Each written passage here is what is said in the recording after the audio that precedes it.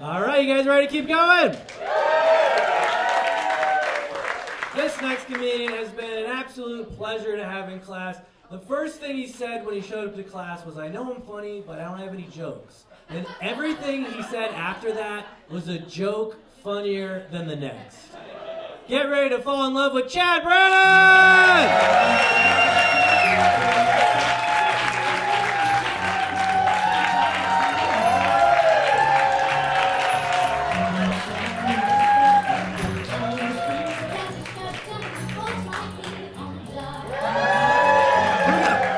Working 9 to 5,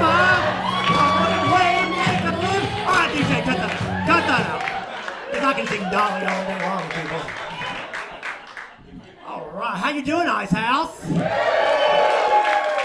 Why does Ice House sound like a place that Trump stores brown people? Just an observation. We have a lot of military in town, guys. We've got 4,000 National Guard, 600 Marines. Kind of scary times. I try to find the positive in everything. And I was thinking about these 4,600 troops are going to be away from their wives and girlfriends for the next 2 months. I'm positive the grinder is going to be popping. Yeah.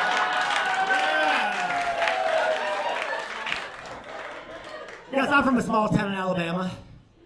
Terrence, my family says hi. They need you home by midnight.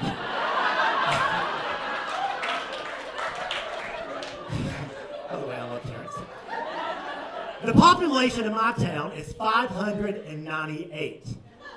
That population has not fluctuated in decades. And that is because every time a woman has a baby, a man leaves town. I found the only way to escape my town, the only way out, and that is out of the closet. No babies back home, no babies. As you can imagine, being from a small town like that, jobs are different. Job titles are different than LA. But back home, people are things like farmers and truck drivers and mechanics. You know, I saw a job out here called a vibe coordinator. I had to look it up and see what it is. This is a person who creates and maintains a positive, energetic, and uplifting atmosphere in a workplace. Can you imagine sending a vibe coordinator down to Earl's garage in my hometown? Now, Mr. Earl, we're going to hang up some positivity signs, maybe things that say things like, no shirts, no shoes, no attitude. I think old Earl would be like, no, ma'am, I know you mean well. But I think that sign's going to say no shirts, no shoes, no vibe coordinators. We're going to have to coordinate you a trip back to Libtard, California. By the way, guys, I went home for a few months in the fall and took my car with my California license plate. I was called a Libtard every day. Oh, Earl. Earl is a really good guy. He's not what you'd call woke. He's very old school. Earl won't even call the transmission anymore. Earl says it's a straight mission or a gender-neutral drivetrain. Earl won't even work on a Trans Am. Muscle cars only. He said none of that funny business. He changed out all these translucent light bulbs. He will let you move something from one spot to another, but you better not call it transporting. Don't even get him started on Google Translate and the Trans-Siberian Orchestra. He said all that holiday weirdness. Oh my gosh. He still loves Dracula. The Dracula is no longer from Transylvania.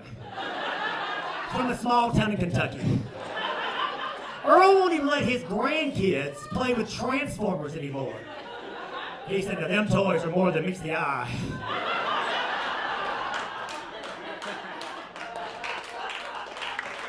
Oh, he's good, man. I've got a chosen family that I've had since 8. If you don't have a chosen family, I suggest getting one. It's kind of like Amazon shopping. You get the one you want. You know, one of the loves of my life is my nephew. He's about to be 16 in a few months. His name is Wyatt. Now, Wyatt was raised in a very liberal, free-thinking family. And we're not sure what happened to him, because a couple of years ago, Wyatt started wearing cowboy boots and big old belt buckles that say things like Second Amendment. Now, most families back home have conversations like, now what are we going to do if the kid comes out as gay or trans? We sit around and talk about what are we going to do if Wyatt comes out as Republican. Now, we're going to love him still, but conversion therapy is not off the table. As you can imagine, fitness is a little different. I live in West Hollywood, where everybody except me has a $200 a month gym membership. How we get our fitness back home is on Sundays after church. It's the Baptist trying to beat the Methodist to the buffet. Now, I was raised strict Pentecostal. We had those long hellfire and brimstone services. My pastor was the one that believed the first shall be last. So by the time we got to the buffet, the only thing that was left was chicken bones and crispy mashed potatoes. I tell you who always got all the good food because they got there first. Those arrogant atheists. The agnostics never could decide on the restaurant. The Jews and the Muslims, yeah, who y'all kidding? We don't have those back home. I never met one of those lovely people until I was an adult. I tell you who I feel really sorry for, and that's the Jehovah's Witnesses. They always get to the restaurant after it closes. They can't pass up a door to knock on the way. Those folks don't celebrate holidays, but if they did, you'd never find a better trick-or-treater.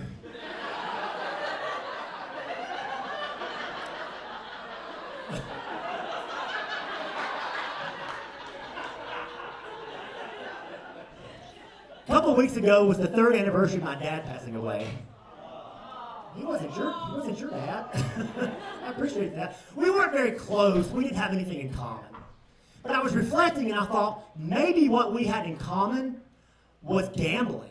Dad loved to gamble. He specifically loved poker. Now, I don't play poker, but I gamble daily with STDs, brother. Dad put it all in on Black. I often let Black put it all in on me.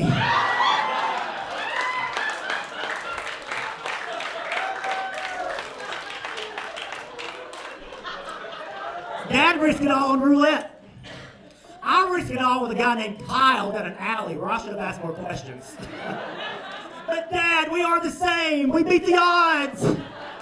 Hey guys, my name is Chad Brannon, and I sure do appreciate you listening to me tonight.